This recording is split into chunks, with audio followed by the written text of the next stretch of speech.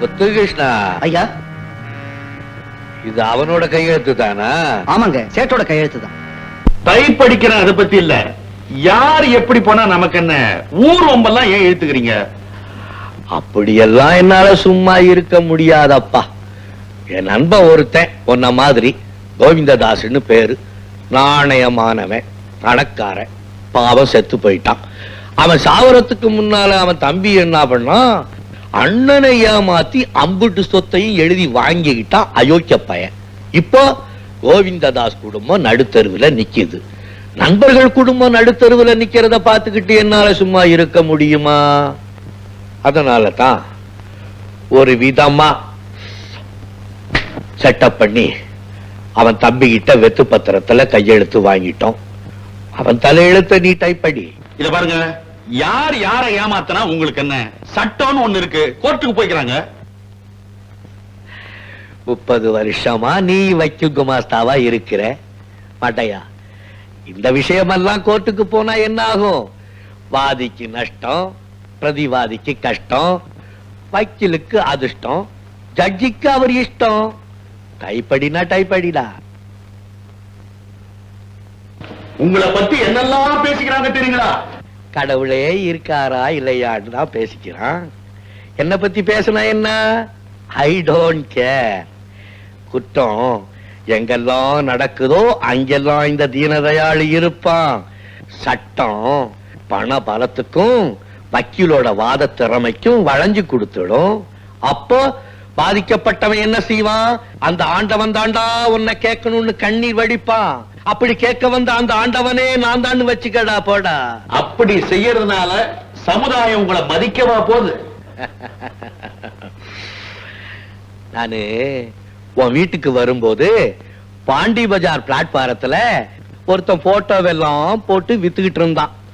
அவன் சொன்னா, எது எடுத்தாலும் நாலேனா, காந்தி நாலேனா, நேருஜி நாலேனா, காமராஜ் நாலேனா. அப்பேற்பட்ட மகான்களுக்கே நம்ம நாட்டுல நாலனா தாண்டா வேலை. உலகம் நம்மள மதிச்சா என்ன, மிதிச்சா என்ன? நீ டைப்படிடா கைத.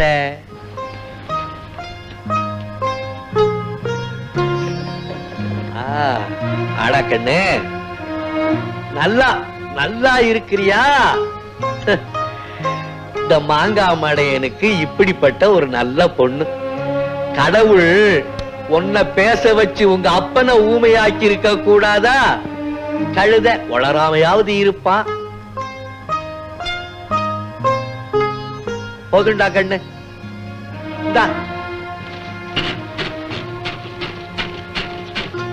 இத வச்சுக்கோ. அந்த மடையனை ஏன் பாக்குற? பெத்ததுதான் அவன், வச்சுக்கோ. முத்துகிருஷ்ணா ஐயா, அது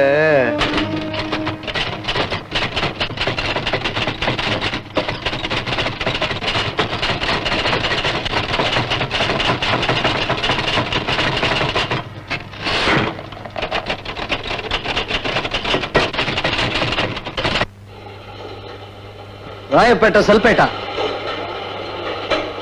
இந்த Mangadu market Kabali, Mangadu market Kabali, Mangadu market Kabali. கபாலே, ஐயா உன்னை மட்டும் வாரத்துக்கு ஒரு தடவை வந்து பார்த்துட்டு போக சொன்னார். ஓகே, வாங்கடா. வெளியூர் பட்டுவாடெல்லாம் முடிஞ்சிச்சா? முடிஞ்சது சார்.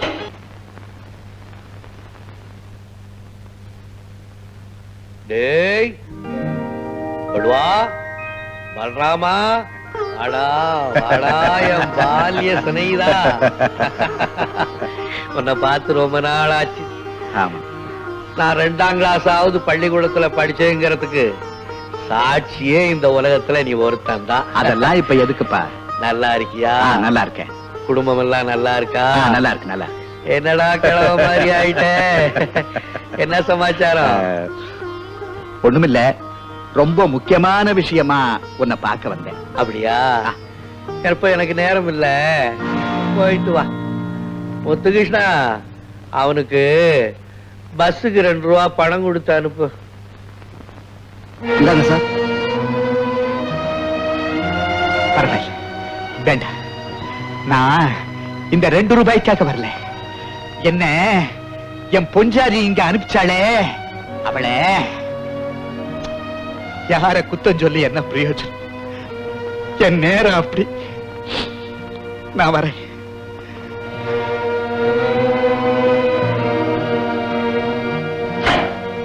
என்ன உலகண்டா, வாழவும் முடியல, சாகவும் முடியல. வாங்க வாங்க, ஏன் இவ்வளவு லேட்டு? லேட்டா? தீனனை பார்த்தேன். டே பல்ராமா, நீ என் பால்ய சிநேகிதண்டா, வராதவன் வந்திருக்கிற, இருந்து சாப்பிட்டு போடான்னு அன்பா பேசி. எனக்கு தான் அவரை பத்தி தெரியுமே, தீனதயாளு இருக்காரு. அவர் பேச்சை எடுக்காது. இது வரைக்கும் நான் கடமைத்தான் சுமந்துகிட்டு இருந்தேன், இப்ப அவமானத்தை சுமக்க வச்சுட்டேன். என்னங்க? நிறுத்து. தீனதயாளுவை போய் பாருங்க, நம்ம கஷ்டத்தை எல்லாம் சொல்லுங்க, நம்ம பொண்ணு கல்யாணத்துக்கு பணம் கேளுங்க, என்ன நெட்டச்சிய. இப்படி ஒரு நிலைமை எனக்கு தேவையா? இதை விட உன் பொண்ணை சாகடிச்சுட்டு நீ செத்து தொலையா, அப்பதான் எனக்கு நிம்மதி. சமந்தி, சமந்தி, என்ன மன்னிச்சிருங்க.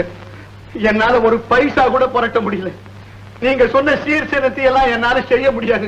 என்னங்க? சும்மா ஐயா, என் பொண்ணுக்கு கல்யாண பிராப்தி இல்லைன்னு நினைக்கிறேன். கடைசியா என் பால்ய சிநேகிதன் தீனதயாளுவை பார்த்து என் நிலைமைய கொஞ்சம் எடுத்து சொல்லலாம்னு போனேன். ஐயோ, நீங்க எதுக்கு அங்க போனீங்க? ஐயோ ஐயோ, என்னங்க நீங்க? என்ன நடந்ததுன்னு தெரிஞ்சுக்காம சம்பந்தி கிட்ட புலம்பிட்டு இருக்கீங்களே, நீங்க வாங்க உள்ள.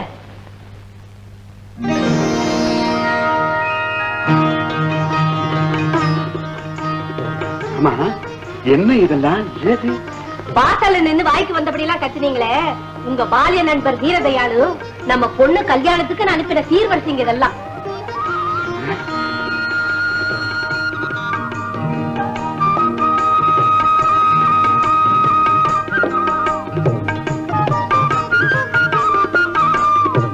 இந்தாங்க பணம்.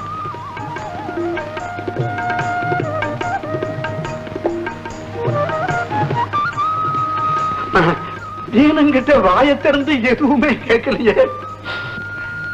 தீனா, தீனதயாளு கண்ணன் கூட குச்சேலன் கொடுத்து அவளை தின்னுட்டு அவன் கஷ்டத்தை கேட்டதுக்கு அப்புறம் தான் உதவி செஞ்சான்.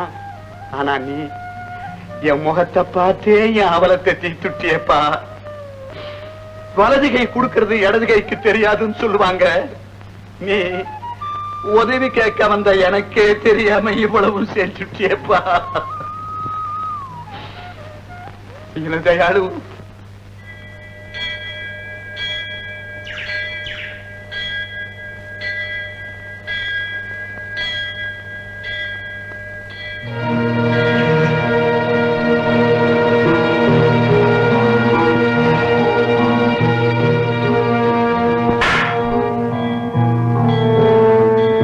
வராதேன்னு எத்தனை தடவை சொல்றது? ஐயா அவசரமா கையோட கூட்ட சொன்னீங்களா, அதனாலதான் வந்தேன். கேட்டு போனா அம்மா இருக்கும்போது வராது. இந்த இடத்துக்குலாம் வருவானுங்களா ஐயா? பணத்தை வச்சுக்க. சரி, நான் சொன்னபடி முடிச்சு. சரி, வரேன். போய் அந்த வேலையை உடனே முடிச்சிடுறேங்க ஐயா, வரேன்.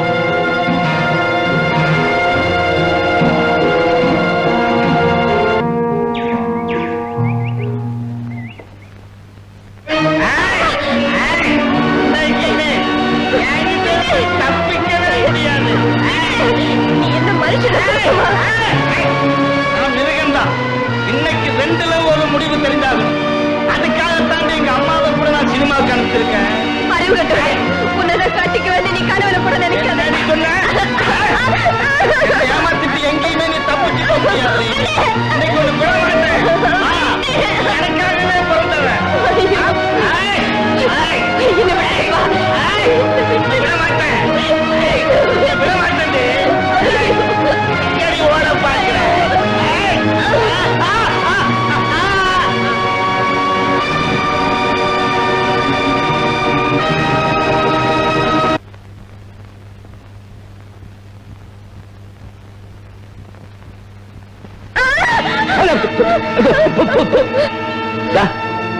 யாரு நீ? யாரு? என்ன காப்பாத்துங்க. முதல்ல என்ன காப்பாத்துமா? நான் இந்த வீட்டுல தனியா இருக்கேன். நீ யாரு என்னன்னு எனக்கு தெரியாது. நடுராத்துல இந்த கோலத்துல வந்து நிக்கிறியே, யாராவது பார்த்தா என்ன தப்பா நினைப்பாங்க, தயவு செய்து போயிடுமா. ஐயோ, நான் போக மாட்டேங்க. நான் வெளியே போனா என் உயிரும் மானமும் போயிடும். நான் போக மாட்டேங்க. போமாட்டியா? ஐயோ, நீங்க இருந்தா ஏமானம் போயிடுமா. அம்மா தயவு செய்து போயிடுமா. காலையில யாராவது பஞ்சாயத்து வச்சு தீர்த்துக்குவோம். போறேன், ஒரே அடி அந்த உலகத்தை விட்டே போறேன். தற்கொலை பண்ணி செத்து போறேன், அதான் ஒரே வழி. திருட்டு நாய, அங்கிருந்து தப்பிச்சு இங்க வந்துட்டியா? எவ்வளவு நாளா உங்களுக்குள்ள அந்த தொடர்பு? வாரியம் பின்னால அத்தை கபாலி, உன்னை பத்தி எனக்கு நல்லா தெரியும். நடுராத்திரில குடிச்சிட்டு வந்து கலாட்டா பண்ணாதே, மரியாதையா போயிடு. விடியா, நீ என்ன அவளுக்கு சிபாரிசு? அவன் எங்க அக்கா அம்மாவ போனா போகுதுன்னு இந்த அனாதைய கல்யாணம் கட்டின்னு நினைச்சா அது என்னடா சைடுல மேயுது. வா. நான் வர மாட்டேன். என் உயிர் போனா கூட உன்னை நான் கட்டிக்க மாட்டேன். உன் நிழல மிதிச்சா கூட அது மகா பாவம். என்ன சொல்ற கேட்டுக்கிட்டே இல்ல, என்ன போ.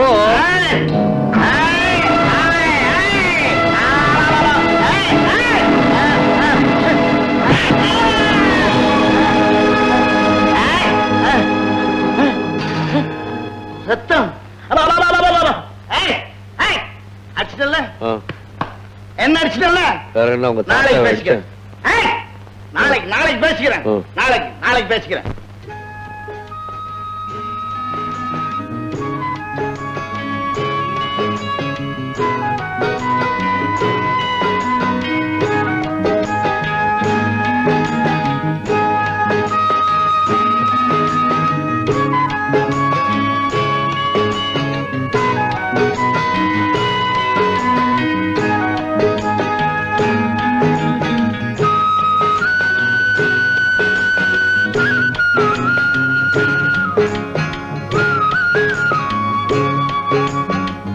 நிக்கிற தூங்கி தொலை.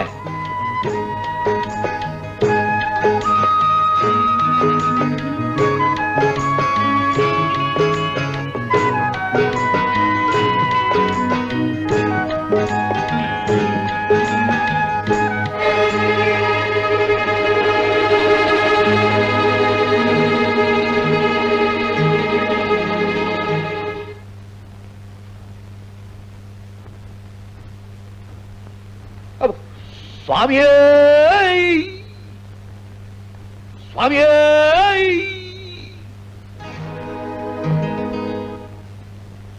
18ஆம் படி கருப்பே.